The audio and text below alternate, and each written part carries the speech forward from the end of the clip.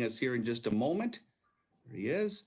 Eric Moss is our new economic development coordinator as of Monday. I'm hoping that he sticks with us and we'll be in here Monday morning. But we wanted to attend the meeting tonight, say hello to all you folks, get going on the job with his feet running. So I'd like to introduce Eric Moss. And Eric, not sure if you had a couple words to say. Sure, yeah. Thank you, John, Madam President. Looking forward to working with all of you. As John mentioned, my official start date isn't until Monday, but wanted to hit the ground running and get on this meeting, see where things are at, get up to speed as quick as possible. It's an important time for economic development, and so I don't want to waste any time. A little bit about me. I spent the last 7 years working with WSB as a planning and economic development consultant, making the jump to the public sector. Very excited to get more ingrained in the community. As I told John during the interview process, I want to burn through those pairs of shoes. I want to be out there on the streets, getting to know the businesses, getting to know the residents, and making sure that we've got a good pulse on what the needs are out there, and that we're bringing into Hastings what the residents are looking for, and helping the businesses as best we can. Thank you. Yeah, special thank you to Dennis. I know Dennis was on the interview panel, and it's been a long journey to get here. We're very happy with the results and looking forward to great things to come from Eric. I can't tell you how many people that I've spoken to who have reached out to me that said, you got a great find in Eric there. He's going to do a great job for you. So I'm looking forward to great things to happen. Welcome, Eric. Thanks for joining us tonight and introducing yourself. I appreciate it. All right. We won't grill him too hard yet, you guys. There you go. I might. Okay. Yeah, you already got your opportunity, Dennis. So. All right. Yeah. Well, thank you. You can sit and listen if you want to. You're welcome to join us for the rest of it, or chill out at home, whatever you're doing. So anything else on that, Mr. Hinsman? Nothing more, Madam President. Okay, fantastic. We have up next just approval of our minutes from last meeting. If you guys want to add anything to the notes or corrections. Was a pretty, I wouldn't say intense meeting, but we had a lot of information and a lot of discussion. So just want to make sure everyone had the opportunity to review that. And I'll take a motion to approve if there's no comments or corrections.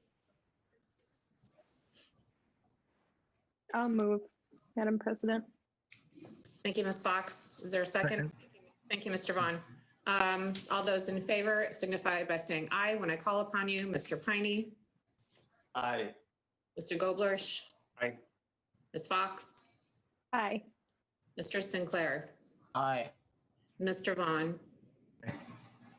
And I will also vote to approve that, and it is approved. Next item on the agenda is bills. Mr. Hinsman, are you ready to proceed with that?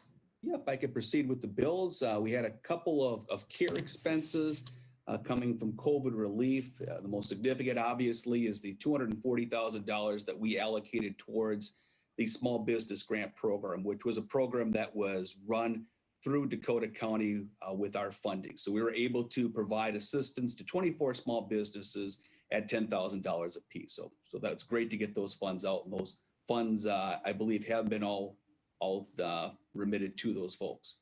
And then we had a $50,000 COVID expenditure through grants for the YMCA. And then a little bit of an oddity here, back when we had our Heart Grant program earlier this year, we had approved a grant for the beer stube. And when it came around to going through the expenditures and going through recalculation of the grants, realized we never sent it out to them. So we sent it out to them. So that's what that one represents. And I could stand for any other questions. Is there any questions on the bills?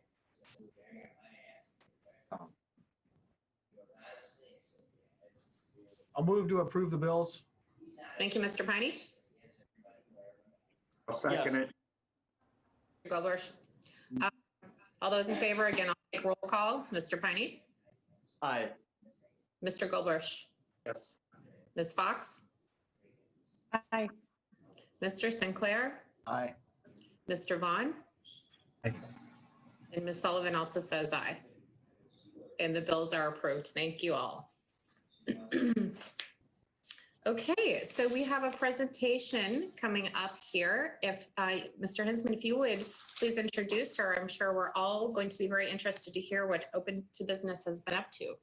Absolutely, Madam President. I'm going to bring Natalie Musso into the meeting here, and has been working for Open to Business now for a few months, I believe. Had an opportunity to meet with her in person and over Zoom and the phone on a couple of different occasions here. She's hitting the ground running, bringing a lot of enthusiasm and great experience to the program here. And so I thought it would be good to have her provide an introduction to some of the things that Open to Business is doing, and particularly some of the activities she's working on. So Natalie, welcome. Thank you, John, and thanks for having me here. It's great to see all of you. And I just really appreciate the opportunity to be here. So thank you for that.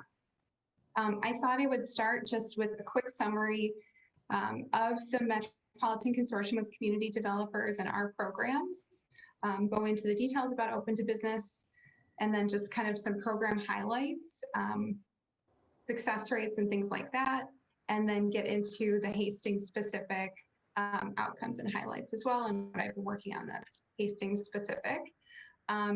So I'll try and keep it brief because I'm sure most of you are probably already pretty familiar with MCCD and with the program, and I'll get sort of down to the meat of it with the specific outcomes for Hastings.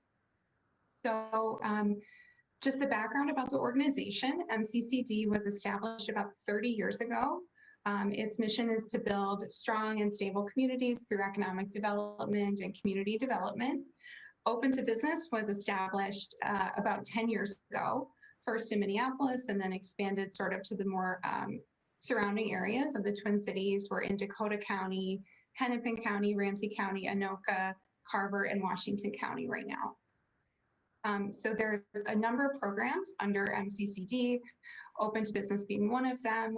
It's a two-pronged approach for Open to Business. There's the technical assistance, which is the one-on-one counseling that businesses or entrepreneurs kind of in any stage of the game have access to, and it's free to them, unlimited counseling services, one-on-one. And then we also have our own loan portfolio as well. We don't have any lending goals per se, but the funds are there if business owners or entrepreneurs can't access capital through more traditional sources. Banks, of course, would have the most competitive financing available. MCCD and Open to Business can come in to kind of fill a gap or meet a need if a deal just can't quite work based on what the client's bringing to the table and what the bank can do. So we do have about an $11 million loan portfolio. So we're actively servicing those loans and taking, great care to ensure that those clients in particular can succeed during this difficult time. And then we do some policy work, advocacy work, and then credit building work as well. So let's see here. Just thinking kind of generally speaking about the return on investment for the program in general, we did a survey last year. Program-wide, we were able to create about 400 jobs through the loans that we did, 192 small business loans across the entire program, and about 7,000 technical assistance hours in 2019 as well. Very high satisfaction rates for our clients, about a 90% satisfied rate, which we're really proud of. That kind of speaks to the business advisors' understanding and our skills and expertise, and also the likelihood for our existing clients to refer new clients to us. So we love to see that. Let's see. Getting to the Hastings specific outcomes and kind of new things that I've been working on since I joined, which was just kind of in early August. So hit the ground running just a few months ago, and been very busy these past few months. Obviously, a lot of outreach to the community. John mentioned those CARES grant recipients as well. I'm calling through all of the grant recipients throughout Dakota County so that they know that Open to Business is a resource for them. We've done a lot of targeted outreach in terms of our advertisements as well, something that was sort of in prior times more geared towards startup businesses, but we decided to kind of retool the ads and some of the marketing that we have to make sure that existing business owners know that Open to Business is for them as well, whether they're expanding or just really trying to keep their doors open and keep the lights on, re-strategize maybe in light of COVID, reforecasting, things like that. So that's just kind of the marketing piece and the advertising piece. We'll have new ads coming out every quarter. I'm excited about a new program that we're going to be kicking off in December or January, which will be a new business sort of boot camp idea for existing businesses to take like a 360 review of their business in light of COVID, of course, but also more generally going into the new year to make sure that they're positioned really well for what lays ahead in 2021. So more to come on that a little bit later on. In terms of technical assistance that has been provided year to date, we've assisted 8 unduplicated businesses or residents in Hastings. That includes 7 businesses that are based in Hastings and 4 Hastings residents that may have businesses elsewhere. Of the 8 unduplicated businesses or residents served, 4 of them were existing and 4 were kind of in the startup stage. And that actually is pretty standard across the board for what I've seen throughout Dakota County. When I just look at kind of the program stats across the board, usually it is sort of a 50-50 split. 25 direct technical assistance hours to those clients and businesses in Q4 and for the really just the remainder of the year. I am going to be doing, as I mentioned, really focused outreach targeted at those Hastings businesses that receive the CARE funding, making sure that they know that Open to Business is available. But then even more broadly, doing outreach within the community, meeting with local bankers. I've met with Bruce. He was nice enough to let me come in a couple of weeks ago and make a presentation with his team, make sure that they know the types of deals that we're doing and how we can help them get more dollars out to the community in terms of facilitating and packaging loans up for them or to partner on things together as well. So I'll continue to do meetings like that. Meeting with the chamber, of course. You all have such a wonderful team there, and they've been a great resource for me too. So getting the word out that way so that we can reach more entrepreneurs and small business owners and support the businesses that are already existing. MCCD has 3 active loans to Hastings businesses. One was made in 2013. We're actively servicing that loan as well. It's a heavy machinery business, a loan in 2015 for a manufacturing business. I spoke to them recently and they shared some really wonderful feedback with me that I've shared with John about the program too, and just really kind of what that loan enabled them to do, really ramp up their business, allow them to retain their employees, create new jobs. So that was just such a wonderful success story. And I think I'm actually going to maybe see if they'd be interested in doing like a more formal sort of marketing story that I can share with you all too, just because it's such a nice story and the success that they've seen. Also, we did a loan in 2018 to a retail business in Hastings. So as I mentioned, actively servicing those loans, providing technical assistance to those business owners on an ongoing basis. Let's see. Something new as well that I've implemented is virtual office hours. And I'm available, of course, at any point in time, 5 days a week to talk to any business owner that needs assistance or any entrepreneur that wants to talk about open to business. But I really wanted to encourage, in particular, existing businesses to reach out and pick up the phone. So I blocked off time each week where they know that I'm available and they can reach me via Zoom or by phone. They can sign up electronically, so it's really easy. There's like you can see right into my calendar and just kind of grab a spot that's available. And that's been working really well. I've had some great feedback that it's just super easy to find time, and it's just sort of a real-time look at when I'm available. So that's been working really well. And we're advertising that as well to get the word out about, how easy it is to sign up and to reach someone. I also wanted to be sure to mention, and I did a bit earlier, just kind of the referral piece. Please think of open to business as you're in the community, as you're talking to business owners. We want to make sure that we're working with people that need the assistance, or, the folks that have a great idea and just aren't sure where to start. So please don't be shy about that. I did drop off my business cards and brochures at City Hall a while ago. I dropped off a huge stack at the chamber as well. So, my information is there. If open to business, feel free to send people to me directly. I will be, extremely responsive as people reach out. Make sure to get back to them same business day or, within a few hours, and they can always sign up for virtual office hours whenever works for them.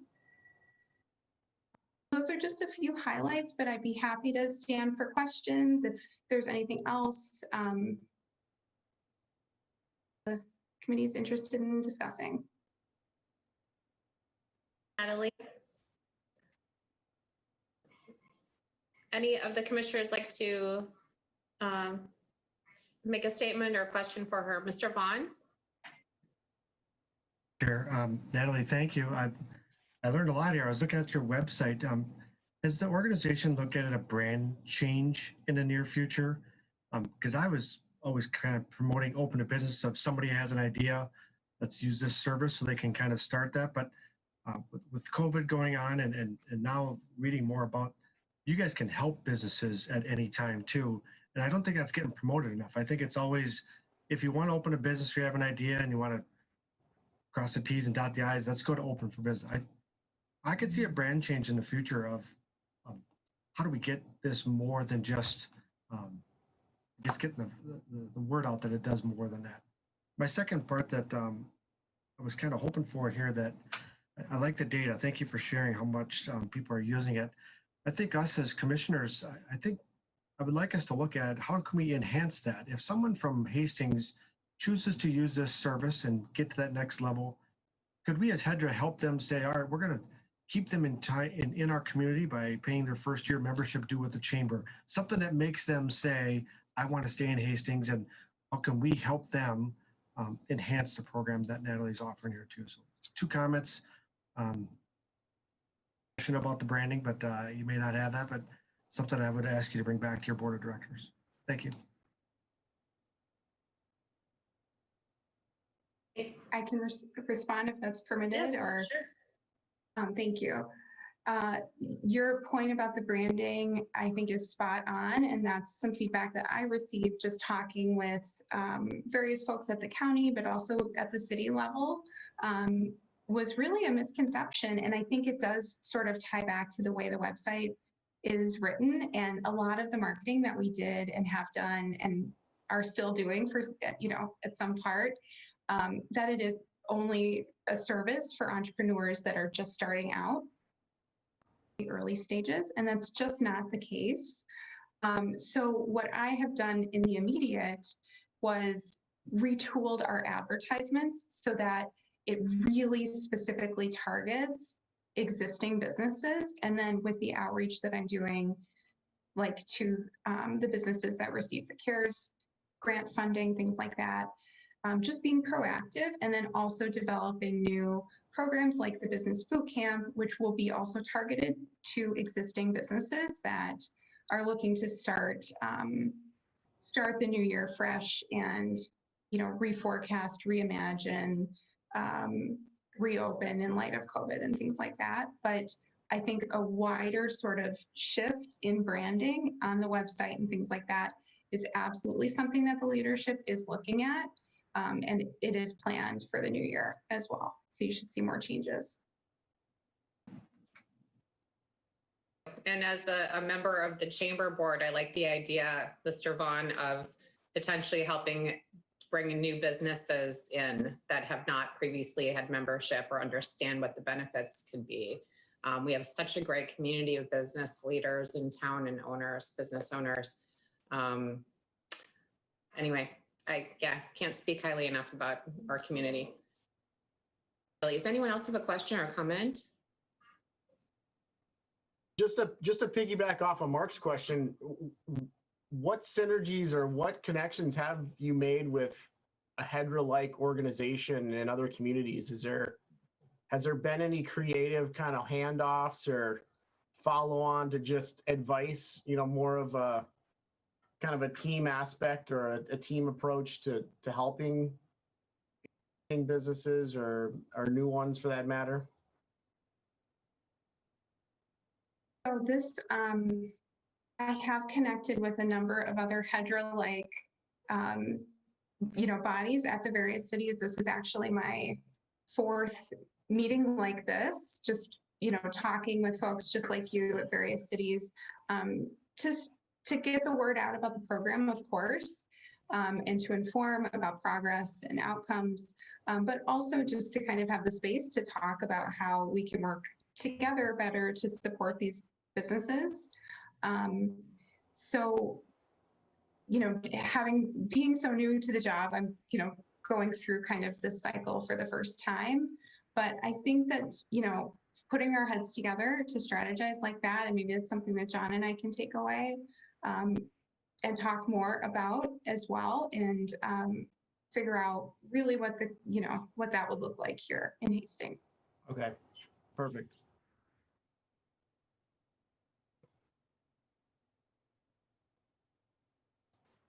Anything else for Natalie tonight?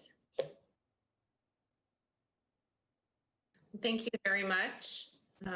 Very good information.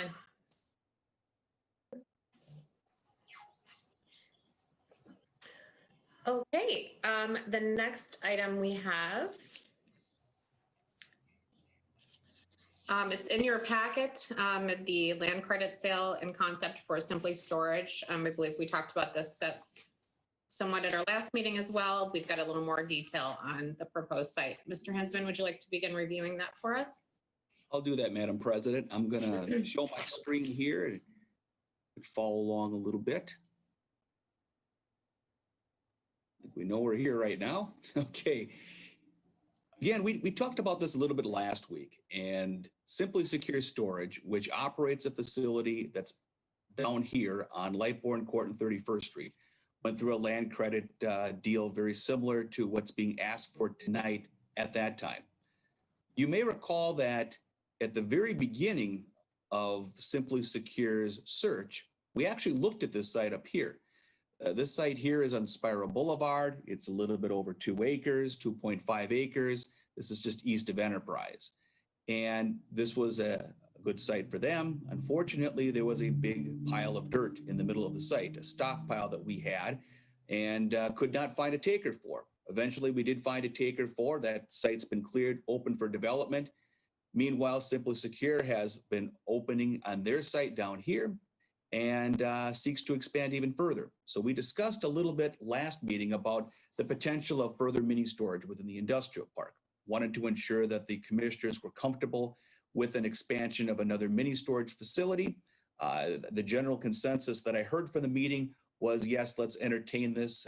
This is something that we might not want to see a lot more of within the park, but the siting of this works well, considering that there is residential development directly to the east. And so we're bringing forward this land credit application tonight. So really 2 parts of what we're looking at. One, the land credit application, which I will go through here in just a moment, and there's a few changes within there that I will note. and then a review of the concept plan itself. What this is the first step towards the transfer of the property itself. What will happen with a recommendation tonight by HEDRA, that'll move forward to the city council for a similar action. And then they will go through more due diligence items in securing their site plan, their special use permit approvals, and then get ready for the transfer of the property and construction of the facility. So site, that's what we're looking at here. On the business subsidy analysis, I had some up-to-date information submitted to me after the packet was submitted to you. And so I want to make note of some of the changes here. This is coming directly out of the staff report itself. The market value of the property is the same. It's $173,000, $1.54 a square foot. Under the land credit program, there is a deduction that can occur based upon the building value and jobs value. In this situation, there's not much job creation, so that's not part of the calculation, but there certainly is an increase within the building valuation. The whole purpose of the land credit program is we take a look at the property market value of $173,000, and we take a look at potential credits that can offset that. In this case, there's a partial offset. Other times, there's a offset fully that could result in the property being sold for $1. So in this circumstance, our estimated building value was a little bit different upon further information from Mr. Srwava than was within your packet. The estimated building value now is about $1.2 million. That's about $100,000 more than in the staff report. The calculations that I had used were a little bit older, and they did not calculate in some of the improvements that he was doing on the site. Most notably the fencing and the landscaping items that were not part of that. So this will be a greater building site valuation on that, consequently a greater construction credit, and the cash due upon transfer would be a little bit lower than within your packet. Right now, the cash due upon transfer would be about $52,000, about $10,000 less than what's in your packet today. And what he would need to do with the situation is be able to certify that this building valuation would be met within the first 5 years upon construction. So that is a summary of the business subsidy itself. Concept plan, a little bit of a change here. This is what was in your packets and what we looked at our last meeting. And this is what we're looking at today. The square footage of these developments are fairly similar. The difference are instead of having more multiple buildings here, a little bit longer buildings in this circumstance, there is a mixture here between what's termed business storage space and your traditional mini storage space within the site itself. So there's a combination there of both of those items. When you take a look at the concept plan itself, it's a mini storage facility. It fits within our industrial park via a special use permit. The general layout of the concept plan we think is workable. It's pretty similar to what they had with their project down on Lightbourne Court. So they would need to go through those actions with the special use permit in the site plan when you look at approvals down the road here. As I stated earlier, I think this works good as a buffer for the site, considering that we have got residential development directly to the east here.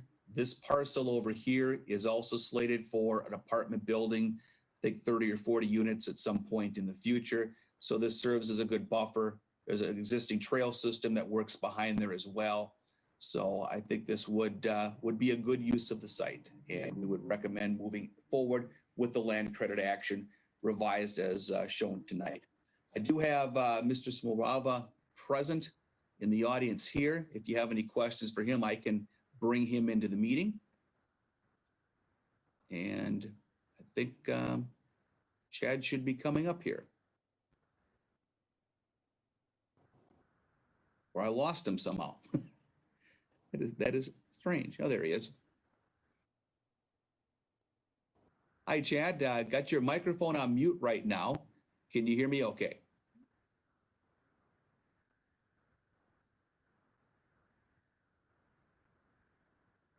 Looks like he's figuring a couple things out there. I'll turn it back to you, Madam President. Yes, I can. I had to hit the mute button. Thank you. Were there additional comments or follow-up? If I could, I think one of the things that we're even more excited about now than we were 30 or 40 days ago when we met with you is, well, we won't be pursuing a credit in terms of jobs. One of the things I think that's going to be quite apparent, probably after we get going about a year or so, is literally the combination of businesses that many exist in the community, many will be probably taking up space here, is that is the quantity of those types of very small businesses that actually will be served by this. As part of our, one thing I didn't mention last time, as part of our market research, we literally physically went to different sites that are very similar to this in similar type of demographic cities like us.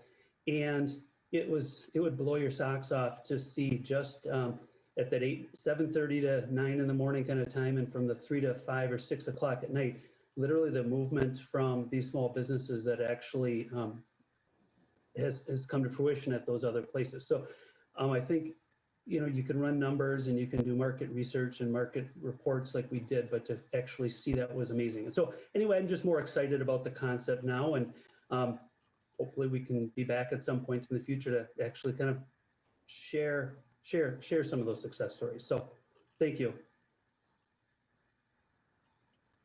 And Mr. Hinsman, it's my understanding that the city is recommending approval of this agreement. That is correct, Madam President. Are there any questions for Mr. Hinsman about this? Yeah, Mr. Vaughn. Thank you. John, I don't know if we can do it on this one, and then Chad would probably have to respond to it, but it was a good segue. What he talked about is this, and my fellow commissioners kind of educated me on the last one of job growth by allowing storage places. It didn't have the jobs, but the potential small business can become a job. Is there a way that once this land starts to break ground, can we put a sign that has our logo on our head saying this is another HEDRA project? So if somebody drives by, they can ask that question. But more importantly, is there a way that if we start to give these credits out, that we work with the owner, such as Chad, that when you walk in that lobby, it has a plaque that says this was a HEDRA project, and call the number or call for information about it? Because I think there's potential people in there might say, let's go back and let me learn more about that HEDRA project. So food for thought. I just think it's a good opportunity for us to educate the community of what we are doing here on HEDRA. Thanks. Yeah, Commissioner, I think that's an excellent idea. I think I can imagine something where when you typically see a building under construction, it's financed through X, or X is involved in doing something for the building. It's a sign that we could place on the site and perhaps use in other future developments down the road. I think it's great advertising.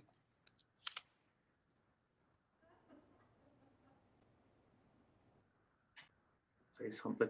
I really like the concept of it too, from the small business standpoint. There's so many life cycles of a business, and as a business grows, understanding what HEDRA does is wonderful, because there are future people that could buy the land and the lots that we have out in the industrial park as their business grows and continues. So I think it is a good job creation project, and I am in support of it. So. Other comments or questions? With that, Mr. Hinsman, are you looking for a vote on approving this?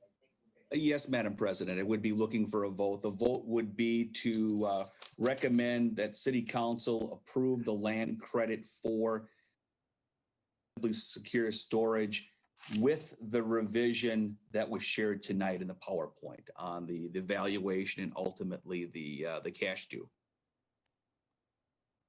Husband, so do I have a motion to approve the land credit with the revisions that were stated this evening by Mr. Hinsman?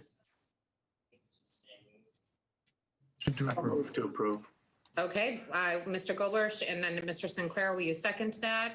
Yes, thank you. Thank you very much. All those in favor, I will move forward with a review here. Mr. Piney? Yes. Mr. Goldberg?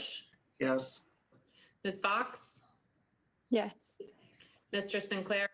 Yes. And Mr. Vaughn? Yes. And I will also vote yes. Thank you all. So that is approved, Mr. Hensman. Thank you very much, Madam President. And next step on this will be to bring this recommendation forward to the City Council for their final action. Thank you. Thank you. There's another land sale potential property on East 3rd Street that's coming next on the discussion, correct? Yes, that is correct. I'm going to share my screen again and give a little more background on this potential. What we're looking at here, if this is correct. That's not it. Try this.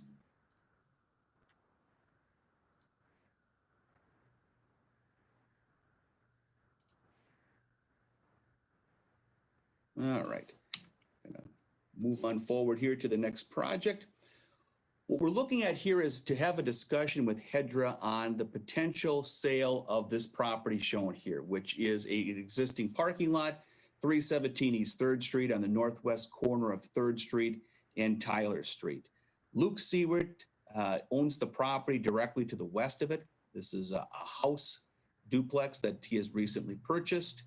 He's looking to combine both those properties and to build an apartment building on the site here. The site itself, the combined site is about 0.42 acres. You've got about little over 0.2 acres on each one of these properties here. The property itself, the proposal within your packets noted that it would be a 36-unit apartment, which would be 3 stories of apartments over a first floor of parking itself. So a total height of about 4 stories altogether. In conversations after the report went out, Mr. Seward is now looking at 30 units within the apartment. He might be able to share a little bit more as far as how the configuration may change with what he may propose in the future here. So I wanted to, before we got too far down the road on this, wanted to bring HEDRA in and have a discussion and be able to seek any concerns that HEDRA might have, support in doing this, things to look out for, other discussion items that could be helpful in a potential sale of this property down the road. So when we take a look at the history of it itself, it's about a 9,200 square foot property, 0.21 acres. The property value right now is just under $60,000. That includes $54,000 for land and about $5,800 for improvements. So how did we come across this property? The HRA back in 1985 purchased it for $51,000, subsequently demolished the home there.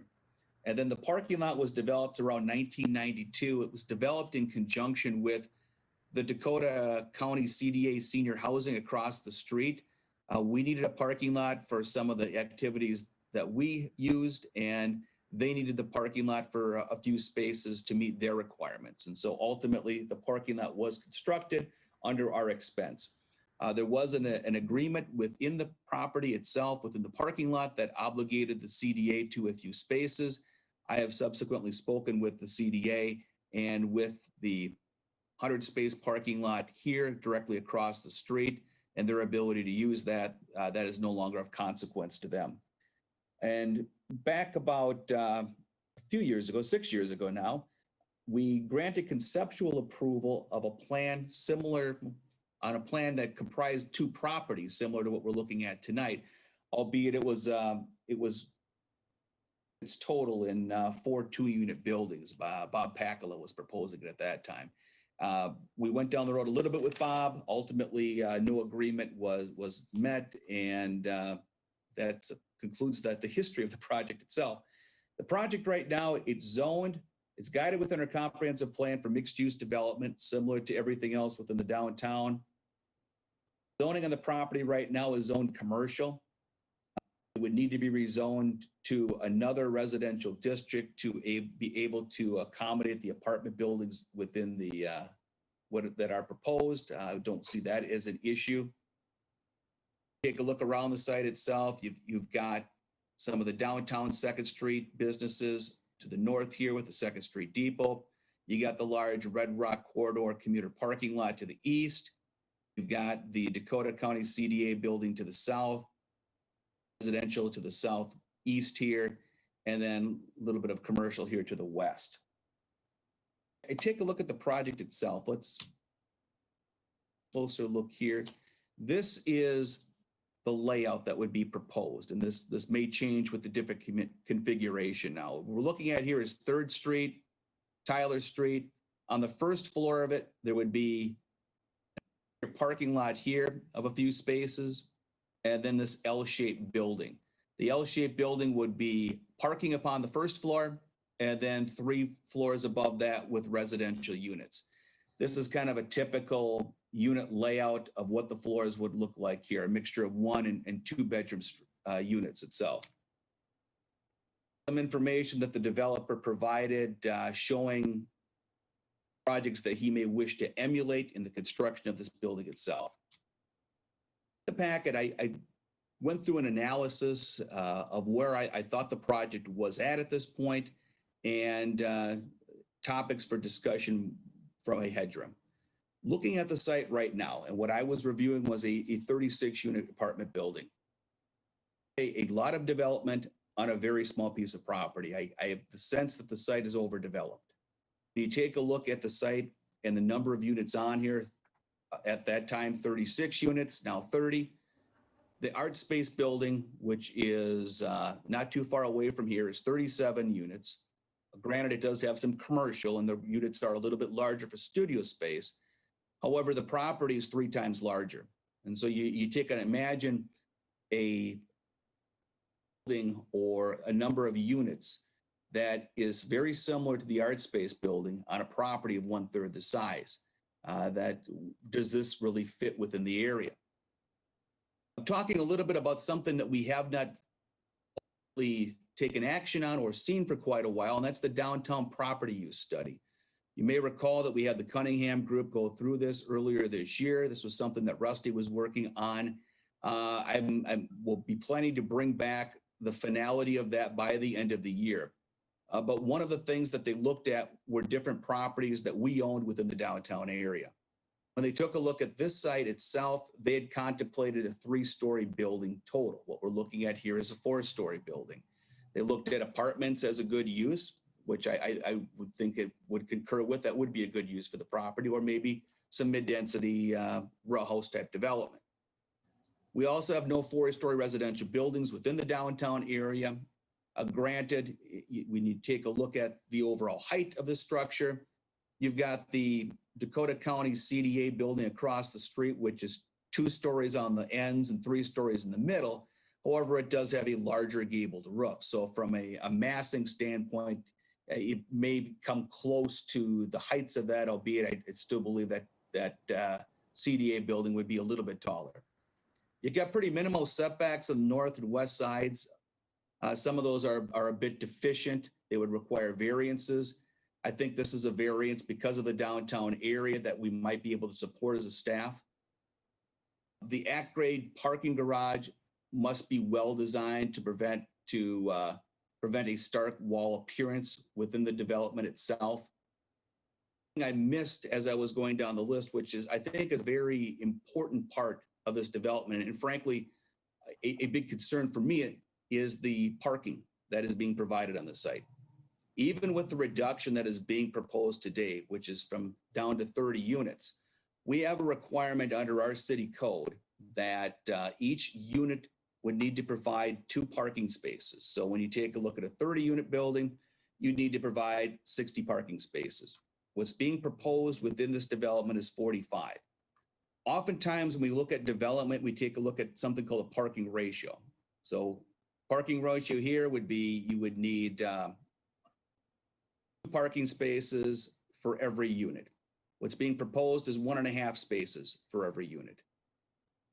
I think that 2 spaces might be a little bit high, but that 1.5 spaces that he is proposing on this is something that I don't think that staff would be supportive of.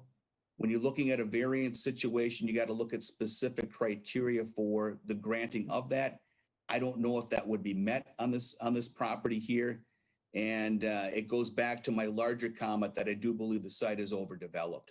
And the parking is one of those elements in which I just do not think that parking that is being proposed would be supported by staff and ultimately by the Planning Commission and Council on the project. Look at the architectural elevations. They must be consistent with the Heart of Hastings plan. Looking at potential rearrangements of the building to hide some of the parking. And when you take a look at the existing situation right now, that existing parking lot is utilized.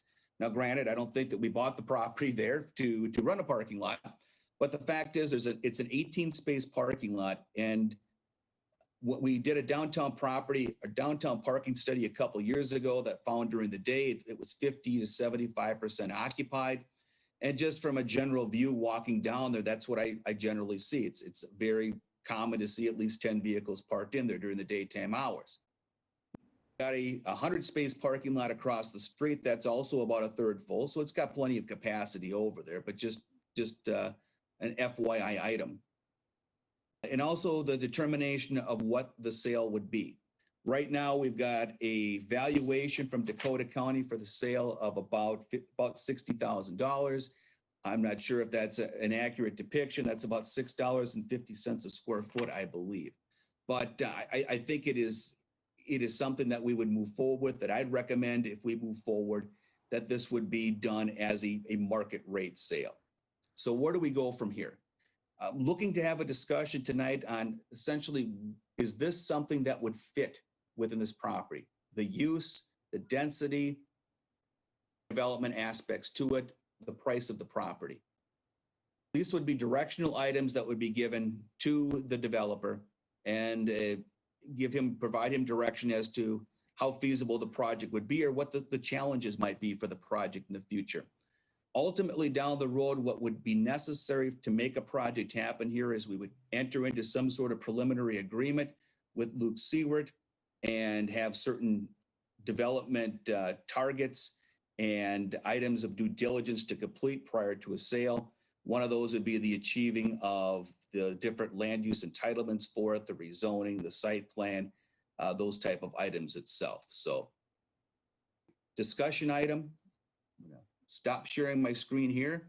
I've got Luke Seward in the audience. I'm going to move him up to a panelist as well, and so we can have him here to discuss as well. So Luke, I think you're there. Can you hear me okay?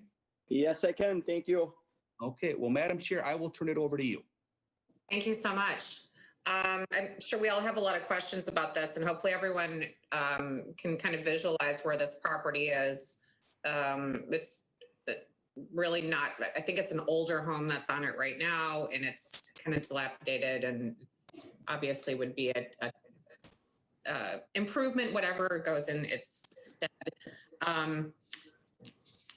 So a couple of the things that John mentioned, obviously the use, the density, all of the aspects, as well as the price of that property need to be kind of talked about tonight. So I'm going to give everyone an opportunity to ask questions, both of Mr. Hinsman and Mr. Seward initially. I don't know that this needs to be a super long discussion tonight, but I do want to ferret out any major issues for further discussion, or perhaps Mr. Seward can bring additional information back to us once we can get through our questions.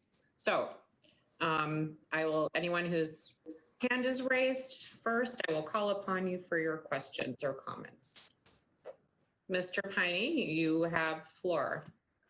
Thank you. John, I guess my first question is for you. I don't know if you mentioned this. What is the parking ratio at Art Space right now per unit? Yeah, Dennis, the parking ratio there, I think, is right around 1.7. So 1.7 spaces per unit. I mean, this is kind of an interesting project because I think we have Art Space, obviously is there. And we have a proposal here. I'm just trying to kind of ferret out if there's sort of a comfort number that you folks at City Hall have with what that ratio would really bottom out as, what you would consider an absolute minimum moving forward, not necessarily for this project, but just kind of in general down there with density. Just muted myself. Commissioner, when we look at the Art Space project itself, and that was granted a variance for right around, I think, 1.7 unit 1.7 parking spaces per unit. I would consider that my bottom threshold for what I would consider for parking. I don't believe going much lower than that is would be something that I would support here. One of the things that we were contemplating was to actually make a change to the code itself under parking to provide some relief for parking in apartment buildings. However, I did some initial research on that, looking really mainly at communities of our nature, and didn't find many, if but one, that had a parking ratio that was less than that. I mean, when you take a look at a situation in which you're in an urban area, in particular if you're on a bus line, you have public transit, the justification for lower parking is certainly there. I mean, you got people that are utilizing other modes and methods. The reality in Hastings is it's a great walkable community, but you're not going to walk very far outside of downtown. And so you have the need for people to have vehicles and ultimately the responsibility to find some place to house the vehicles. I wanted to know, just kind of question and comment. Would this parking ratio in any way be tied to a square footage per unit at all in a building moving forward? Whether the determination was made, let's say, whether they're studio units or, strictly a one-bedroom building, just kind of, gearing towards maybe who might end up living in these places and the likelihood where there actually would be two vehicles.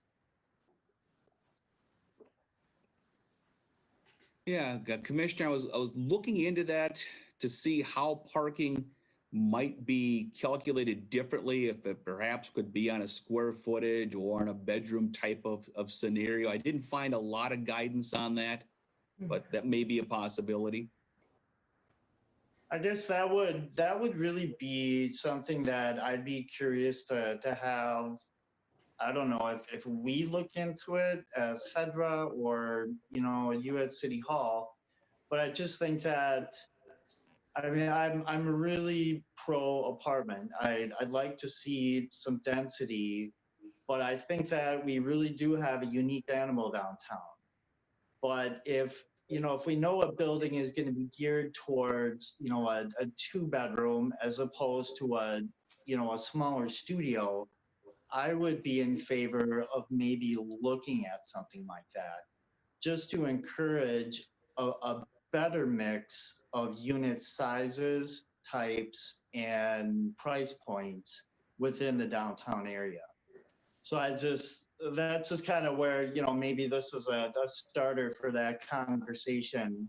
This will just have to be a litmus test maybe here. Thank you, Mr. Piney.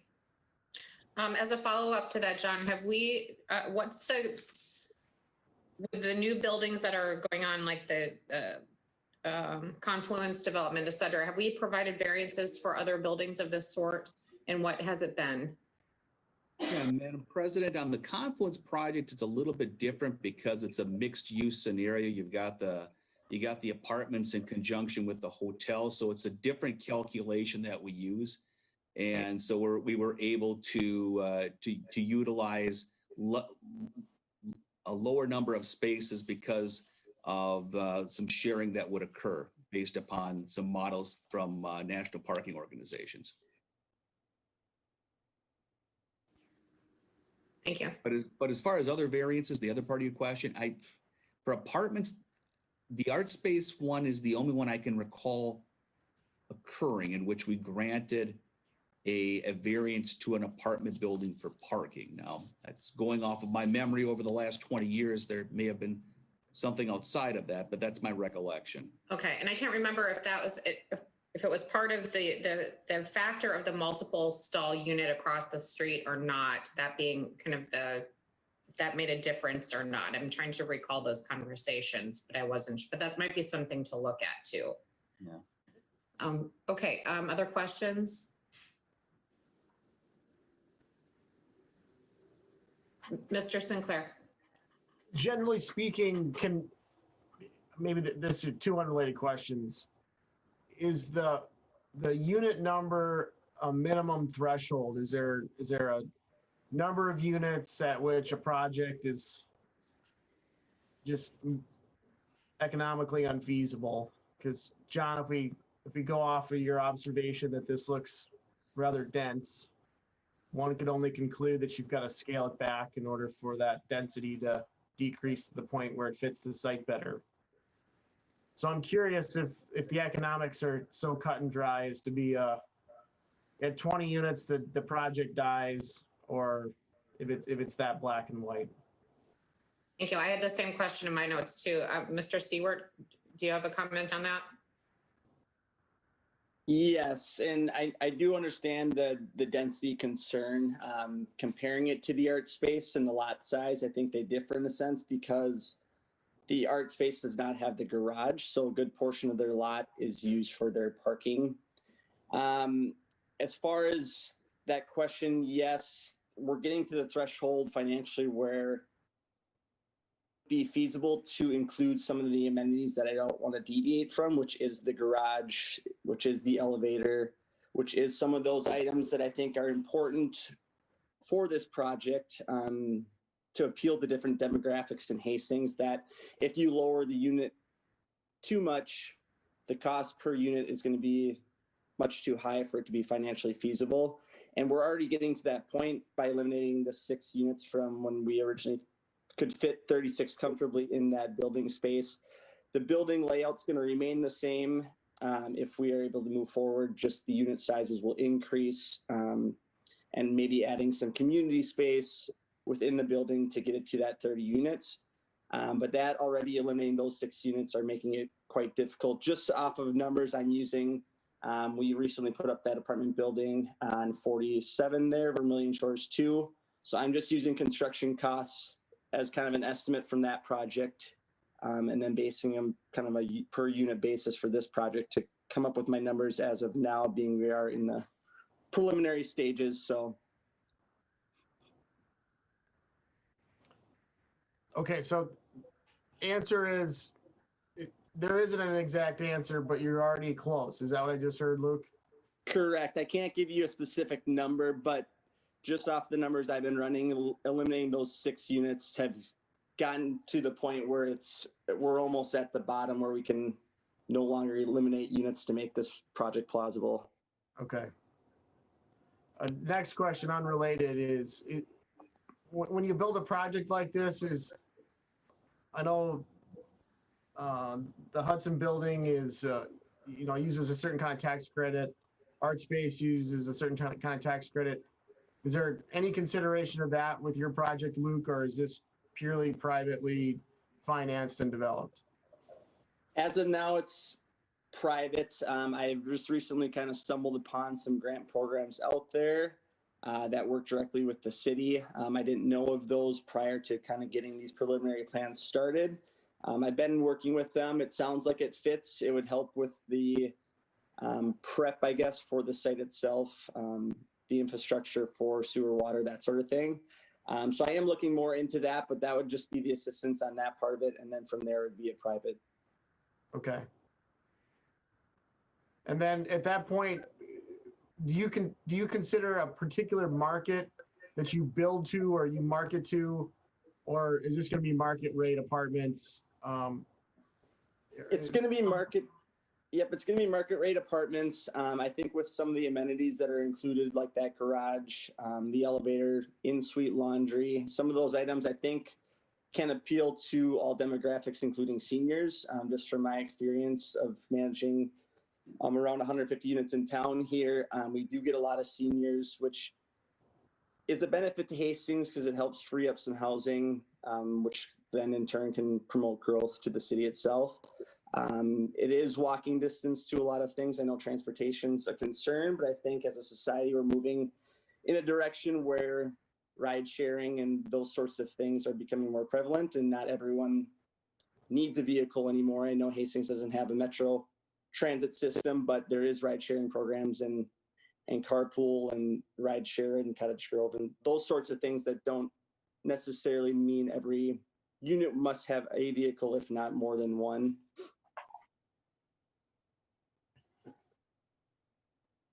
I'm on question 4 when I started with 2 questions, but this could be a John and Luke question, but sitting right across the street from that site, John, the red building that's adjacent to it, I think has an interesting ownership of half city and half private or something. If I have my story straight, has there been any, Luke, have you looked at the possibility, or have you talked to owners of that to talk about, a half block development that would potentially, granted, I'm talking about scraping a building over there in order to do this. Yeah, I do know the half owner of that and have thought about that. It just is financially plausible for me at this time. That would be a much more futuristic plan. So I thought with this, it would be start with this corner, see how things go, potentially see the potential of growth downtown, and then maybe pursue that other corner and doing something similar that mimics this, but maybe have more of a mixed use building of that sort. Or so kind of trying to do it in stages if that's a reality. Okay. I appreciate the info. Yes. Okay, Scott, to piggyback on the other part of your question, yeah, the city is the other half owner on that property too. So it's something that we could potentially work with. Okay. thank you, gentlemen. Additional questions or comments? All right, I'll throw one more out there.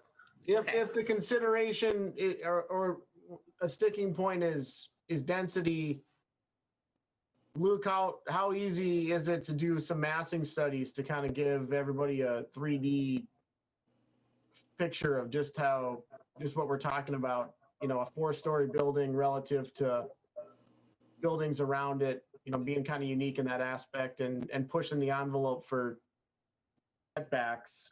Is that something your team could put together for everybody to look at? Yeah, we were going to work on elevations. We kind of put the design to a halt for the time being, just to kind of some of these red flags, and then I guess to kind of initiate the conversation with HEDRA regarding that lot, obviously, because that's essential for this project to move forward. So we hadn't got to the elevations, but it's something I can certainly do just to give some sort of visualization of what a structure of that magnitude would look like on that corner.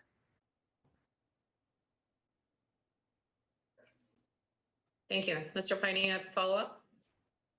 Yeah, it's a question for both John and Luke, I believe. John, is there a current height restriction for that property? Commissioner, not a height restriction on there. I think there's additional setback requirements when you get to a certain height, but no height. When we take a look at the downtown area itself, in the commercial area, we do have a restriction of nothing higher than the Finch building. That's the highest building downtown. And that's about 47 feet. This one here, I think, was just under 42 feet. So it's not quite as tall as that one. So I think from a height standpoint, it'd be taller for that area, considering you're getting to an area here which serves as a transition from the downtown into the residential area. Granted, there's not residential immediately adjacent to it, but you're getting towards that area of transition. Okay. If I remember correctly, that number came about, I believe, in the infamous 90s proposals down along the river. And I think the fear then was that the buildings that would be potentially located between the river and 2nd Street were going to be taller than the buildings on 2nd Street. That height limit was put in place to prevent that from happening. So that, no matter when you came into Hastings over the bridge, really it was, the buildings of 2nd Street that you saw first height-wise.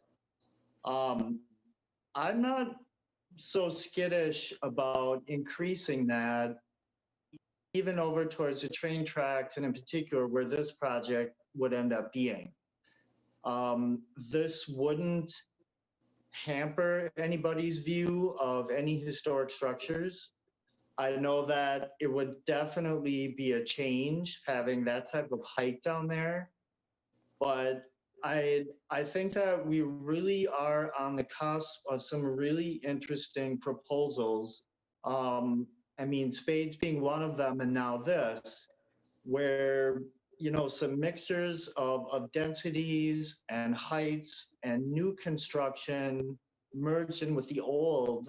I really think is going to be the order of the day, not only to preserve downtown Hastings, but to keep it and make it viable well into the future. I think that historic preservation is absolutely necessary, but going one step better than putting these areas in jars of formaldehyde, make the whole area viable and full of life again. So the height doesn't bother me at all. A sign of new interest and life and development down there would be great. So I'm all in favor of any sort of massing study, just to maybe give folks a little bit of relaxation with that proposal. But that's it. Thank you. And I think those are all really awesome points. And then we're all kind of mulling that over. What would it look like? Is it going to fit the aesthetic of downtown? What happens when we have kind of new construction? And so maybe Luke, it's something to look at, kind of take another look at and say, well, what could we do with this in terms of both the density question and the aesthetic? I mean, I think it's doable, certainly. It's just, there's a lot of questions that need to be answered, I think, for all of us. So, and we can fine tune it, but I would certainly wouldn't say this is something that we shouldn't do out of hand. I think it's a really intriguing prospect. So, was there another, Ms. Fox? Yes. And this is super exciting, Luke. This is Jen Fox. I don't know if you can see us. Yes. I think this is exactly, to reflect Commissioner Piney's point, this is exactly what we would like to see come forward from other proposals, this creative thinking that is going to keep growing Hastings. So I think as much as we can find out more, and if the feasibility of it, both economically for you, but in the space, I think we do what we can. Absolutely. Thank you. Mr. Vaughn? Thank you, Chair. I support it. I think it's a great project. I'm not so hung up on the parking side of it. I do like the mixed use personally. I wish the Seaberts would take a look at that option, because I've always envisioned downtown has got to be more than 2nd Street. So I would like to start seeing some businesses on the 1st Street, like some are doing now, or on the 1st level. If this was sitting over on our UBC property that HEDRA owns and trying to use how HEDRA can help on this, I'd have no problem with that. I think it'd be perfect for there. But as we move off of 2nd Street and try to find some economics of businesses, I would rather see that here with the 1st floor of like what we did with Art Space. So I would ask us, the Seaberts, to don't say no either to the UBC property that HEDRA owns too, because that would be, in my opinion, a win-win for everybody, because it would be all housing for that one. But willing to work with you. I think it's a great project. Thank you. Awesome. Thanks, everybody. Luke, did you have any final comments, or Mr. Hinsman, any final comments on this? No, I just want to thank you for allowing me to attend the meeting and get this conversation started. The only other discussion I think, and you guys can have within the committee, would be the cost of the lot. I understand there's a desired cost, or was it the sale of like 59,000?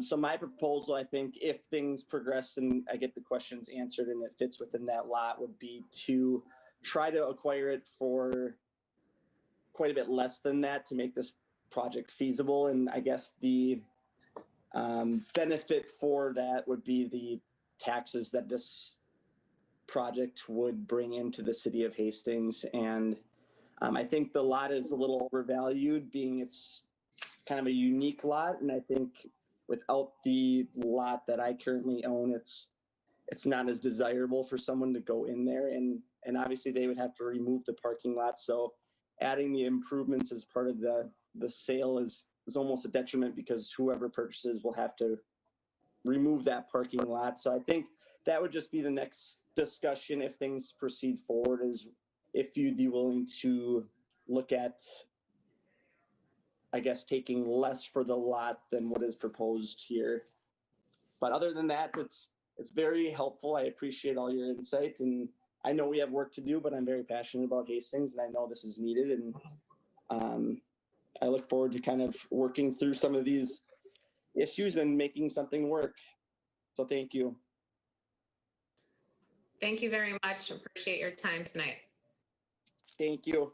Thank you, Luke. Yeah, and just to piggyback off of some of Luke's comments here, what we've done in situations in which we've considered a sales price for less than what we determined to be market value is, well, we'd ask Luke to share the numbers that he has with the project with our financial consultant, and have that third party take a look at any rationalization for a deduction in the purchase price there. And that's something we certainly can have on the table there in discussion here. But normally when we look at a reduction in price, if we put that on the table, we look at providing some sort of justification for it. And we've used that independent means with the financial consultant to do that in the past.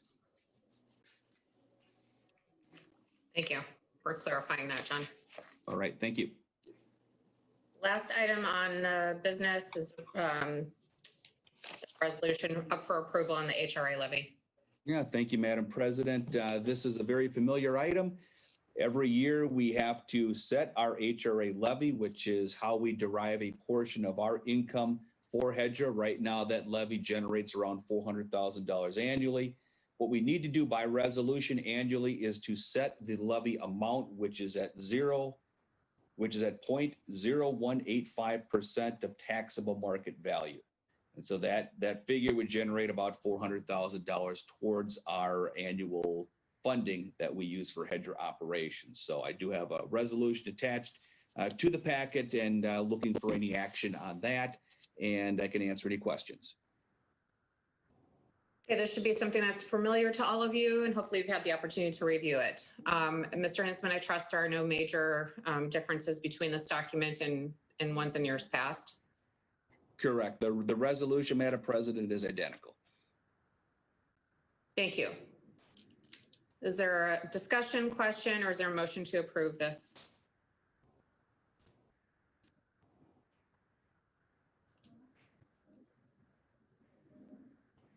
I'll make a motion to approve if there's no discussion. Thank you, Mr. Sinclair. Is there a second? I second. Thank you, Ms. Fox and Mr. Piney, both. I will take roll call here to get your votes. Mr. Piney? Yes. Mr. Goblerch? Yes. Mr. Sinclair? Yes. Ms. Fox? Yes. Mr. Vaughn? Yes. And I also submit a yes vote on that resolution as well. Thank you. And I believe that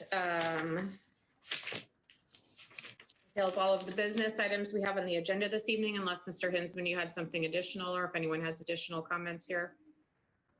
No, Madam President, that's the extent of the business items I have for tonight. Okay, all right, so then we have the financial reports and information.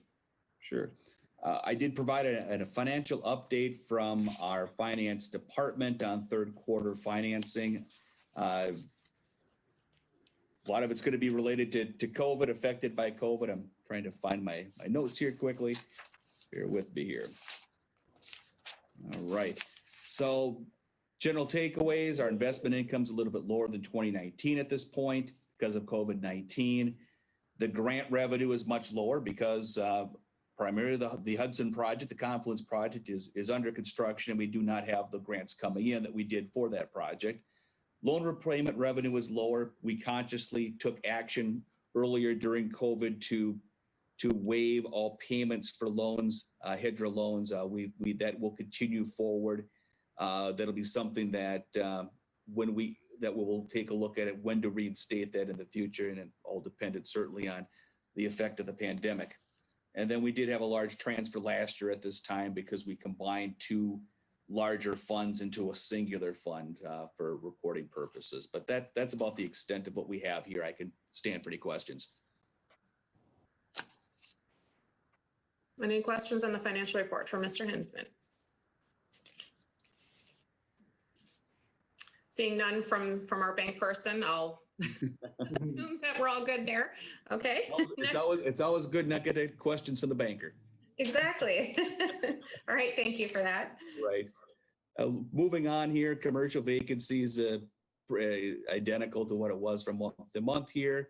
Looking at the development side of things, things are moving forward. You can see the roof going on at the confluence, which is great. The tuck pointing is nearly complete on the project as well. Once they get the roofing done, then they'll be able to move into the facility to do interior work here. So things are progressing there. On the development side, you probably, if you went down General Sieben Drive by St. Elizabeth Ann Seton Church, you'll notice a big difference in dirt movement down there. The Heritage Ridge, which was formerly known as Sieben Ridge, 40-acre site, eventually 116 homes under construction right now. The first phase is 9 homes, which they want to have models ready for the spring parade. So they'll be moving on with their grading and the utility work as weather permits here. You'll be seeing model home construction here shortly, beginning on that, and then finishing out over the winter. Over the winter as well, they'll be coming in with subsequent phases for development so that they can just continue on as spring progresses. A couple other projects on the villas at Pleasant, that townhome development, that senior townhome development, that's been approved. Working through construction plans, they're holding off on a start until spring, so we'll get everything buttoned up through the winter so that they can start right away. We also have the Vermilion Acres senior housing development on County Road 47. That is 75 units, 60 assisted living units, 15 memory care units. That was heard by the Planning Commission on Monday and received unanimous approval for their land use entitlements on that. That project will move forward to City Council on November 16th, and the spring construction for that is planned as well. So I think that concludes the development side. I will note that, you know, the conversations that I'm having on future potential developments is steady. If things progress on these, and, you know, there's a lot of conversations that occur, but there's some substantial developments that could be on the horizon there. So this year was a great increase in the number of units that are going in the ground. From what I'm seeing, that seems to be the track to continue into 21. So that's a good thing. Thing that I'll note, not in your packet here, is we are taking applications right now for commission openings, and with HEDRA, I believe we'll have an opening as well. So anyone that is interested, serving on HEDRA, serving on any of other residential commissions, there's information on our website. The deadline for that is November 20th. And if anyone has any questions, or if you as commissioners have someone in mind that you think, hey, this person would do really good on HEDRA or some other commission, give them a poke, or let me know. I'll give them a poke. So that concludes my comments for the night. Thanks. Thank you very much. Mr. Piney? Yeah, I just have one question for John. With the developments that you see coming in, specifically residential, where are they skewing? Are they skewing single family, multifamily, standalone? What kind of are we looking at? Yeah, I mean, from what we have presently, I mean, we have three, I guess I'd call them non-multifamily housing developments. The Heritage Ridge is kind of your traditional move up type of single family housing, someplace probably in the neighborhood of, around upper threes, 400,000. You've got the villas at Pleasant. That's going to be geared specifically towards empty nesters and seniors in the 300, maybe 400 range on that project. We're also working on South Oaks 4th Edition down near 31st Street in Olson. That's another 33 units altogether. That would be more of your entry level type of housing itself, single family. So that might be coming forward next year as well. The other sites that people have been nibbling about, been a little bit premature to determine how those projects would be marketed or what market they would be seeking. Did you, the Schoolhouse Square project, is that still moving forward?